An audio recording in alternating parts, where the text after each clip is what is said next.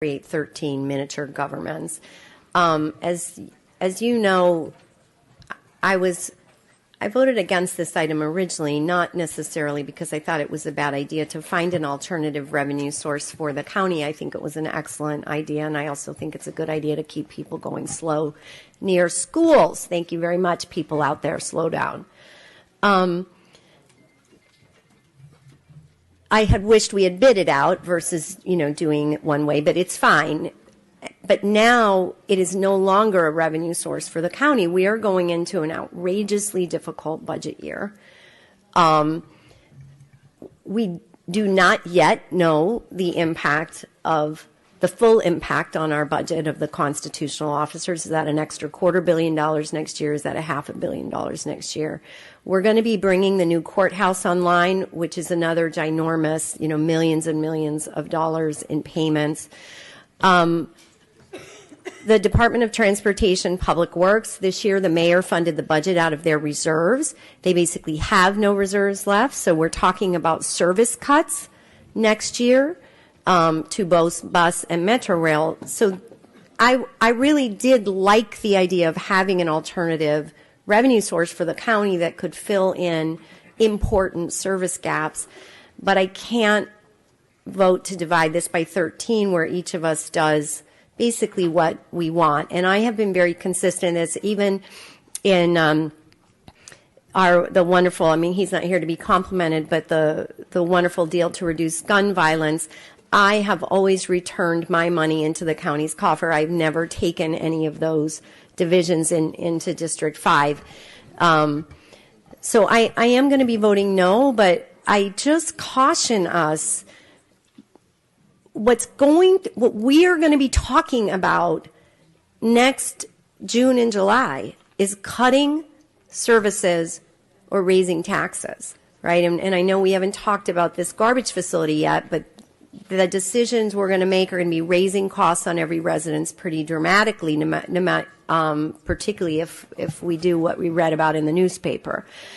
So all of this adds up of like every time we're taking what could be $10, $20 million and taking it away from countywide services and putting it into the discretionary fund of county commissioners, which I believe are already pretty substantial.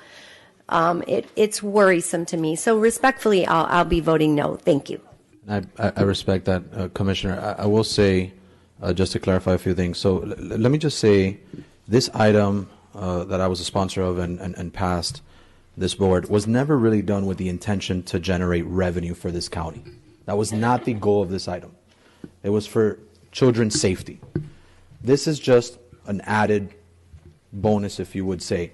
So I don't see it as a gap, Bridger, but more so than that, I think that, I'm sort of shadowing the QNIP formula, and I think it's probably the fairest formula that this board has seen, at least in the time that I've been here.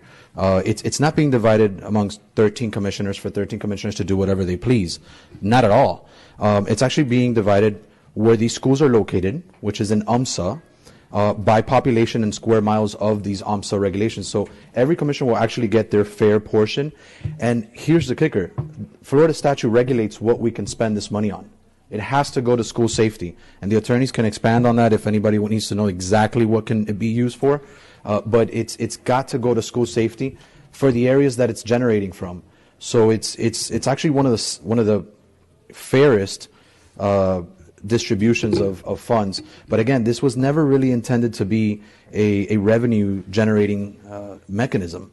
So I thank you for that and appreciate your comments. I recognize you want to be consistent, but I think this is a very different situation. Commissioner Regalado, you're recognized, followed by Commissioner Gilbert. Thank you. And I appreciate Commissioner Higgins's point. I think I agree with her that we are going to face difficult times and we need to be preparing for that. And as someone who has sat on a board that has had to lay people off and close departments, I've cautioned you all about kind of what happens in the next 2 years. That being said, I think it's fair that it go to the districts that are living with this technology. I think that that's fair. As one of the areas that has received the most applications, as I predicted when this first came up, I think this is going to impact some areas of unincorporated more than others. And I understand the restrictions of the use of it.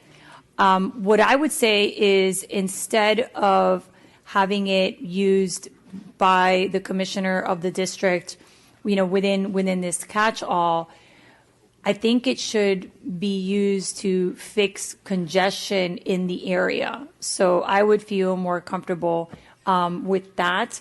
But again, happy to go with the will of the board. I think that there's different buckets that we're going to be funding. One of the issues that we're going to have that we haven't dealt with is how we're going to fund crossing guards now with the changes. So if this went to crossing guards, that would make more sense, right? For those of us that want to add more crossing guards or want to work on the intersections around these areas, I don't think that it should be, I actually believe that the statute is pretty broad in what is school safety.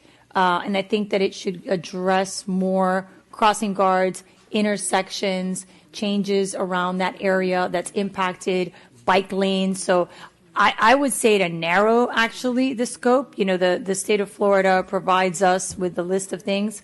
My recommendation would be to narrow it and to make it more specific so that the neighbors who are dealing with the tickets, because like I said, it's mainly the neighbors that are going to get the tickets, are seeing some sort of benefit to the congestion and the issues in the neighborhood would be my recommendation. Thank you, Commissioner. And I won't dismiss what you said. I recognize it. I do think that every commissioner kind of knows their district best, right? So, and I agree, a lot of the areas have traffic congestion. But it was kind of contradicting, right? Because you might need more crossing guards. By the way, the state statute already designates